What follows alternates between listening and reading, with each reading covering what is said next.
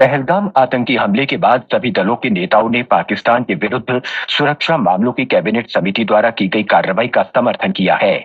नई दिल्ली के संसद भवन परिसर में सरकार द्वारा बुलाई गई सर्वदलीय बैठक के दौरान सभी नेताओं ने आतंकवाद से लड़ाई और सरकार की कार्रवाई में पूरा सहयोग देने का भी आश्वासन दिया है।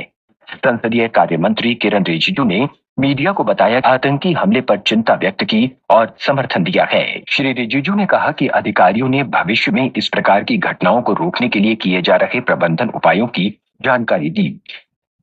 बैठक के बाद मीडिया से बातचीत में कांग्रेस अध्यक्ष मल्लिका अर्जुन खड़गे ने कहा कि सभी दलों ने आतंकी हमले की निंदा की है। उन्होंने कहा कि जम्मू कश्मीर में शांति बनाए रखने के प्रयास किए जाने चाहिए। लोकसभा में विपक्ष के नेता राहुल गांधी ने कहा कि पहलगाम आतंकी हमले की सभी ने निंदा की है।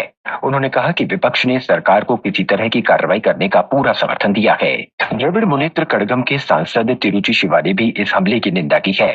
ऑल इंडिया मजलिस इत्तेहादुल मुस्लिमीन AIMIM के सांसद असुद्दीन ओवैसी ने कहा कि यह राजनीतिक मुद्दा नहीं है। 15 विभिन्न राजनीतिक दलों के नेता इस बैठक में शामिल हुए। ये बैठक लगभग 2 घंटे तक चली। बैठक की अध्यक्षता रक्षा मंत्री राजनाथ सिंह ने की। उधर जम्मू कश्मीर के मुख्यमंत्री उमर अब्दुल्ला ने भी श्रीनगर में सर्वदलीय बैठक की। मुख्यमंत्री ने बताया कि बैठक में पाकिस्तान के खिलाफ केंद्र सरकार के सभी निर्णयों का समर्थन किया गया और हमले की कड़ी निंदा की गई। प्रधानमंत्री नरेंद्र मोदी ने कहा है कि भारत हर आतंकवादी और उसके मददगारों की पहचान करके उनका पता लगाएगा और दंडित करेगा। उन्होंने कहा कि भारत दुनिया के किसी भी कोने से उन्हें ढूंढ निकालेगा। श्री मोदी ने कहा कि आतंकवादियों को कतई नहीं बख्शा जाएगा। प्रधानमंत्री ने कहा कि न्याय सुनिश्चित करने के लिए हर संभव प्रयास किए जाएंगे और पूरा देश इस संकल्प पर अडिग है। श्री मोदी ने राष्ट्रीय पंचायती राज दिवस के अवसर पर कल बिहार के मधुबनी जिले में जनसभा में ये बात कही। प्रधान कहा कि आतंकवाद से देश की आत्मा कभी नहीं टूटेगी। इस बीच सरकार ने सिंधु जल संधि को स्थगित रखने की आधिकारिक सूचना जारी कर दी है। पहलगाम आतंकी हमले के बाद भारत और पाकिस्तान के बीच बढ़ते तनाव के बीच कल पाकिस्तान ने कहा कि वो भारतीय विमानों के लिए अपना हवाई क्षेत्र बंद करेगा। पाकिस्तान के इस प्रतिबंध के बाद भारत के विमान पाकिस्तान के हवाई क्षेत्र से होकर नहीं गुजर सकेंगे। सोशल मीडिया पोस्ट में एयर इंडिया ने कहा कि पाकिस्तान के इस प्रतिबंध के बाद उत्तरी अमेरिका, संयुक्त अरब अमीरात, यूरोप और मध्य पूर्व आने जाने वाले एयर इंडिया और अन्य विमानन कंपनियों की उड़ानों को वैकल्पिक लंबी दूरी तय करनी पड़ेगी। इसके अलावा इस हमले के विरोध में देश के विभिन्न शहरों में नागरिकों, विद्यार्थियों और राजनीतिक समूहों ने प्रदर्शन किए और कैंडल मार्च निकाला। अनंतनाग में सरकारी महिला कॉलेज की छात्राओं ने हमले की निंदा करते हुए कस्बे में मार्च किया। उत्तर प्रदेश के अयोध्या में हमले में मारे गए लोगों के सम्मान में कैंडल मार्च आयोजित किया गया। भुवनेश्वर में भाजपा युवा मोर्चा ने हमले के विरोध में मार्च किया।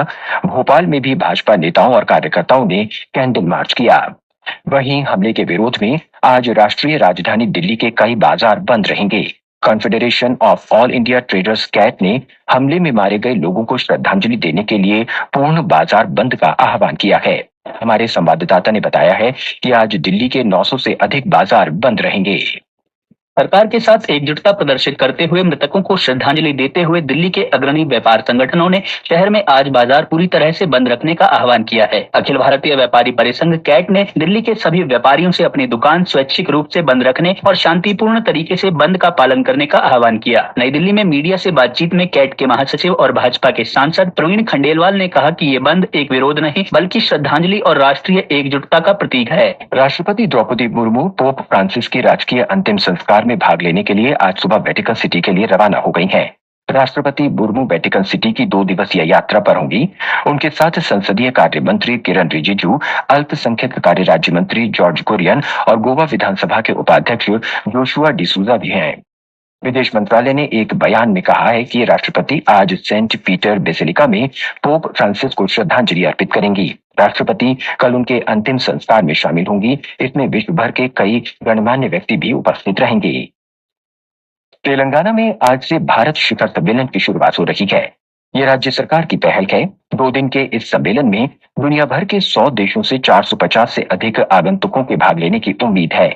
सरकार के प्रतिनिधि, संसद सदस्य, विभिन्न राजनीतिक दलों के नेता, कॉरपोरेट कंपनियों के प्रतिनिधि और नीति निर्माता इस सम्मेलन में भाग लेंगे। दिल्ली की एक अदालत ने मुंबई हमलों के षड्यंत्रकारी तैयबुर राणा की याचिका खारिज कर दी है। राणा ने अपने परिवार के सदस्यों से बात करने के लिए ये याचिका दायर की थी। आज विश्व मलेरिया दिवस है। मलेरिया के बारे में जागरूकता बढ़ाने और इस रोग पर नियंत्रण, रोकथाम तथा इसे पूर्ण रूप से समाप्त करने संबंधी उपायों को बढ़ावा देने के लिए विश्व स्वास्थ्य संगठन द्वारा आयोजित एक वैश्विक पहल है। दूसरी एशिया योगासन प्रतियोगिता आज से नई दिल्ली के इंदिरा गांधी इंडोर स्टेडियम में शुरू हो रही है। हमारे संवाददाता ने बताया है कि योगासन भारत द्वारा आयोजित ये 3 दिवसीय प्रतियोगिता 27 तारीख तक चलेगी।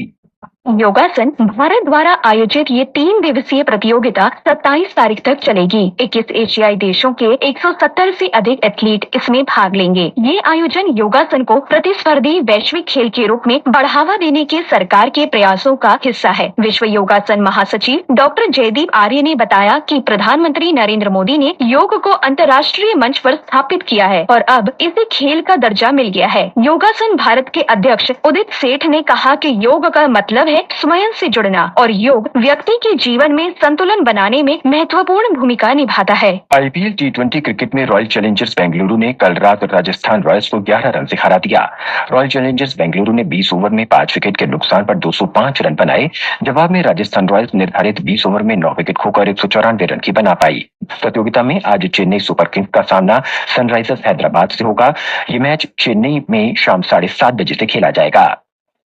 मौसम विभाग ने अगले 3 से 4 दिनों के दौरान पश्चिमोत्तर भारत में लू का अनुमान व्यक्त किया है। पश्चिम मध्य प्रदेश, पश्चिम राजस्थान, पंजाब, हरियाणा, दिल्ली और पूर्वी राजस्थान में 29 अप्रैल तक लू की स्थिति जारी रह सकती है। मौसम विभाग ने कल तक झारखंड, तमिलनाडु, पुडुचेरी, करैकल, केरल, माहे, तटीय आंध्र प्रदेश, एनम और रायलसीमा में उमस भरी गर्मी का अनुमान व्यक्त किया है। आतंकियों को कल्पना से भी बड़ी सजा देंगे, मिट्टी में मिलाने का समय। प्रधानमंत्री नरेंद्र मोदी की बिहार की धरती से आतंकवादियों को कड़ी चेतावनी। आज के सभी समाचार पत्रों ने अपने पहले पृष्ठ पर सचित्र प्रकाशित की है। लोक सत्य की सुर्खी है, आतंक पर वार, पाकिस्तान पर चौतरफा प्रहार। प्रधानमंत्री के इस बयान को दिया है, पृथ्वी के आखिरी छोर तक करेंगे पीछा। दुनिया को संदेश देने के लिए प्रधानमंत्री अंग्रेजी में भी बोले, राजस्थान पत्रिका की खबर है। रक्षा मंत्री राजनाथ सिंह की अध्यक्षता में कल हुई सर्वदलीय बैठक को भी अखबारों ने प्रमुखता से प्रकाशित किया है। हिंदुस्तान लिखता है, संकट की घड़ी में सरकार के साथ आया समूचा विपक्ष। उधर हरिभूमि ने दिया, भारत ने विदेशी राजनयिकों को बताई पहलगाम आतंकी हमले की हकीकत। विदेश मंत्रालय पहुंचे चीन, अमेरिका, रूस और ब्रिटेन सहित दुनिया के कई देशों के राजनयिक। पाकिस्तान के खिलाफ कड़े एक्शन। लोक सत्य दिखता है, भारतीय वायुसेना ने एक्सरसाइज आक्रमण के तहत एक बड़ा सैन्य अभियान शुरू किया। दैनिक ट्रिब्यून ने दिया है, बड़ी तैयारी, एलओसी पर गतिविधियां तेज, भारत के कड़े रुख से डरा पाकिस्तान। पहलगाम आतंकी हमले के विरोध में आज दिल्ली बंद को राष्ट्रीय सहारा ने अपने पहले पृष्ठ पर दिया है। एक अन्य खबर में हिंदुस्तान लिखता है, फिजी के 10 ठिकानों पर धन शोधन मामले में ईडी के छापे। राजस्थान पत्रिका ने एक और उपलब्धि शीर्षक से दिया है, भारत में कोरोना जांच में इस्तेमाल होने वाली मशीन करेगी सर्वाइकल कैंसर की पहचान।